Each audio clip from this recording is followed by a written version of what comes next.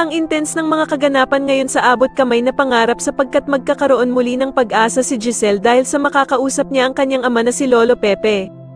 Dito nga ay makakagawa ng paraan si Don Pepe na makatawag kay Giselle kaya naman ay agad niyang sasabihin ang kanyang lugar kung saan siya naroon.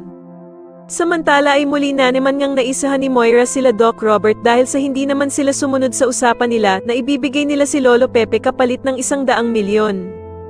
Sobrang manginginig naman sa galit itong si Giselle nang puntahan nila ang basurahan at hindi nga nila nakita doon ang ama nilang si Lolo Pepe at halos himatayin nga ito sa sobrang sama ng loob at hindi nga daw niya kayang mawala ang kanyang ama.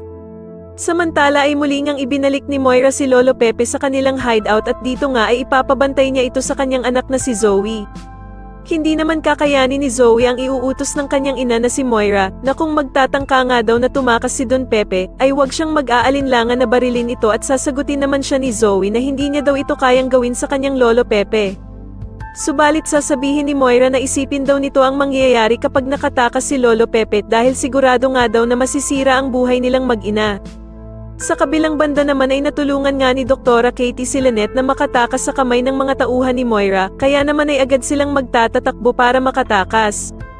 Ngunit sa kasamaang palad nga ay mahuhuli pa din sila nito at mababaril naman ang guard na hiningian nila ng tulong para sana iligtas sila.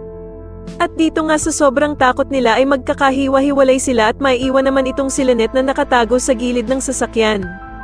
Agad namang makakatawag si Doktora Katie kay Doc Carlos at ipapaalam nga agad nito sa kanya ang kanilang lokasyon at dito nga ay sasabihin nila kay Doc Carlos na nasa panganib ang buhay ni Lynette at pinaghahabol nga daw siya ng mga holdapper.